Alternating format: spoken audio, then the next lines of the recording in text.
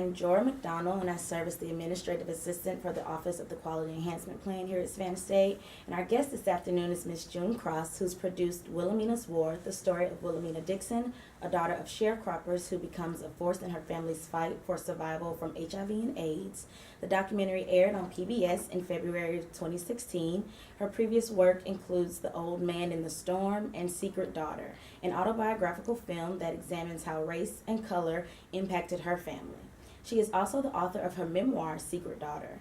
During her career, she has worked for PBS's Frontline, CBS News, and PBS's NewsHour, and won 2 national Emmys and 2 DuPont Columbia Journalism Awards. June Cross is a professor of journalism and the founder of the documentary program at Columbia University's Graduate School of Journalism in New York City. Welcome to Savannah State, Professor Cross. Thanks for having me. Thanks for coming. As a filmmaker, author, and scholar, how does writing play a role in your professional life?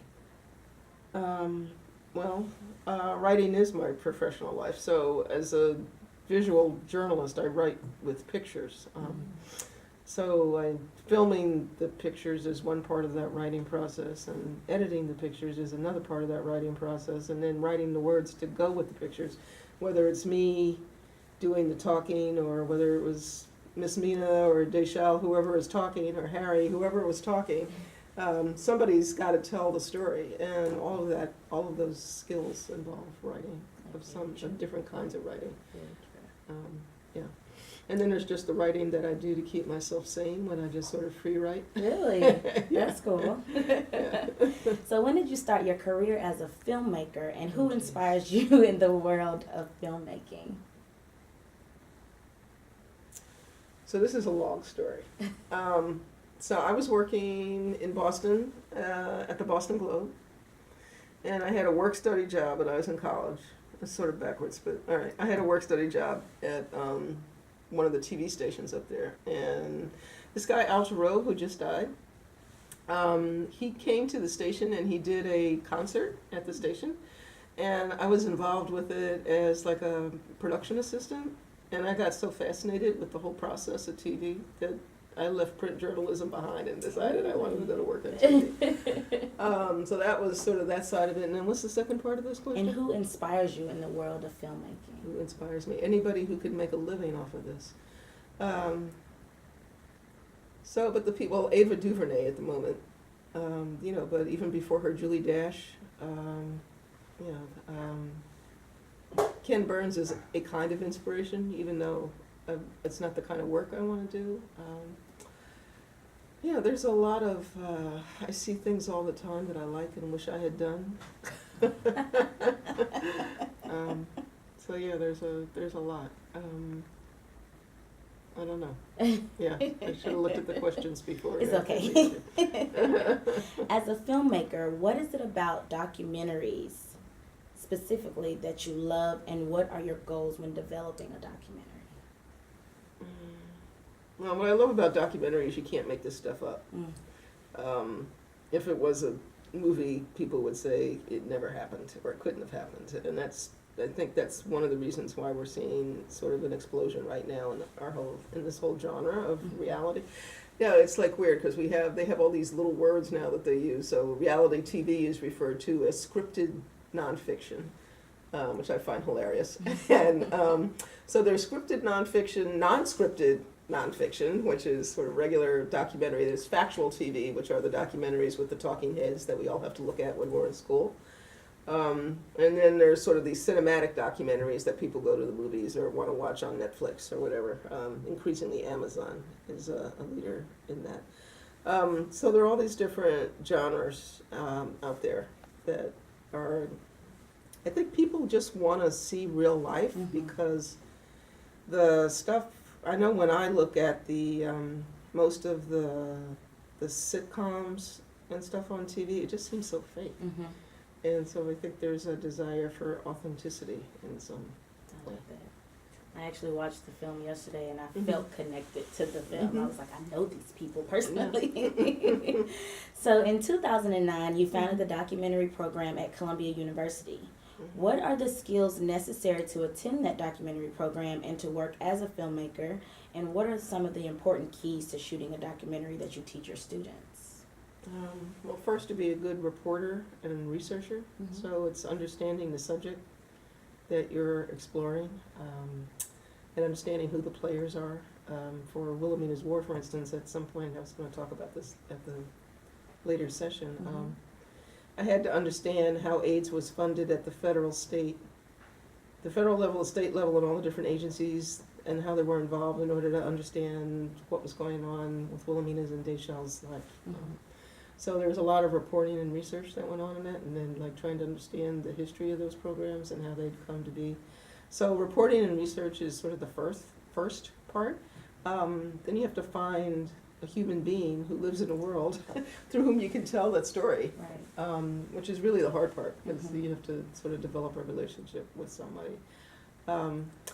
You also have to know, in 2017, the requirement is that you know how to shoot with a camera, that you can make a pretty picture, and that you can edit it in a way that becomes a coherent story. So the skills are that you know how to shoot, write, edit, report, research, and tell a story. Wow. So what's that, 6? So you mentioned that you had to find a subject that fit your research. How did you find Deschelles Misdemeanor and Deschelles? Misdemeanor? Well, we found Deschelles first, actually. So we had been tasked, I was asked by a big foundation in New York, the Ford Foundation, to consider doing a documentary about the reproductive justice movement, which sounded like a Wikipedia entry to me. And so I don't like to do Wikipedia entries. I do stories about people, Right, stories about subjects. So I was doing a lot of work. I came to Atlanta to meet with the folks at Sister Song, and they told me about a group in South Carolina. Well, first they told me 2 things. One was that black women were, in 2009, it's not true anymore, but in 2009, black women were between the ages of 16 and 34 were most likely to die from AIDS. And then the second statistic was that South Carolina led the nation in heterosexual transmission of the disease. And then the third thing was that there was a politically hostile state to any of this. Politically hostile, and then also there's a lot of stigma attached, and people didn't want to talk about it. So we went to Columbia. We met with the folks at the South Carolina HIV/AIDS Council, which is an organization run by Dr. Bambi Gaddis. And they had done a magazine, and in the magazine we found an article written by Deschelles Dix, who was then 13 years old, talking about what it was like to live in a small town, living with HIV. And she lived in a town of, 3,000 people? Something like that. And, so it's like, okay, well, let's go down to Williston and meet these folks. Right. And so we did, and that became the beginning of a beautiful friendship. Wow, that's awesome. Yeah. So as All of that took a year, by the way, I should say. Really? Yeah, it was a Wow. long process. It didn't happen right away. It sounds so But, quick. I've shortened the steps in between the story. So recently, Savannah State University has screened your documentary, Wilhelmina's War. And you mentioned how you came across the story, but why was it so important to tell this story as opposed to another story? I don't know. I mean, well, I had money to tell the story. So finances determine a lot about documentary. But I think part of it was also I have a lot of family and friends personally who have died from AIDS. And I covered the AIDS epidemic in New York during the 80s, during the early 80s, when nobody knew what it was, actually. First it was the Haitian disease, and it was like, we don't know where it's come from. It's the gay disease. What is it? How do you get it? We don't know. And I actually thought that the things that I found in South Carolina were issues that had been dealt with, and I soon discovered that it's actually not just South Carolina. It's South Carolina, Georgia, Alabama, Mississippi, Louisiana, Texas. It's all sort of 9, 7, all the way up to Maryland, actually. All 9 southern states have these same problems. So focusing on South Carolina became a way to look at the problems that all of the southern states were facing. So you've done films on very sensitive topics like HIV/AIDS and also Hurricane Katrina. How do you influence the individuals to put so much of their personal life out there, and how did you gain their trust? Well, you have to ask Wilhelmina how I gained her trust. Okay. And Deschelle. It's I don't influence them. Mm-hmm. It's I'm really genuinely interested. I mean, it's a gift when Right. someone decides that they're gonna be willing to share their story with you. Right. It's really a process of getting to know them. They need to get to you. I'm trying to get to know them. So you do that part first. Yeah. And then, There's a lot. okay. There's a lot of hanging out. And I actually started this film with. I was actually working with a former student of mine, Okay. Lisa Desai, who actually was the one who first found Deschelle and Mina. And so Lisa was working for a while, for about about 6 months or so. She was going back and forth, and then she was showing me the footage, and I wasn't quite sold. But then, as Wilhelmina's daughter Tony began to get more sick, I began to realize how few resources there were. Mm-hmm. And then that was when I was like, it's 2010. I mean, like, how can this still exist in the United States of America, that people are dying like this? This is crazy. Yeah. And in a lot of in New York, we're having a whole conversation about taking a pill, PrEP, that you'll never be exposed to HIV, and down here we're still arguing about condoms and whether or not we're allowed to teach them. Mm-hmm. So, I mean, the gap between the two parts of the country are pretty vast. So on to the topic of your memoir. What was the process like for you to turn your memoir, Secret Daughters, into a documentary film? It actually went the other way around. Oh, really? I did the documentary first, and then I wrote the book. Wow. Yeah. How did you do it? That's another long story. So I had been working on, this was around the time of the Rodney King riots and O.J. Simpson. And I was on staff at Frontline, the documentary series on PBS, and they wanted to do something around race, and I said I was tired of seeing race covered only from the black perspective, black people did not invent this idiotic system of racism that we all live with and under, that we really needed to find white people who would talk about it. And so then you begin to think, well, how do I find a character through whom I can tell this story? So I think at first there was an actor named Freddie Washington, who was in a movie called Imitation of Life.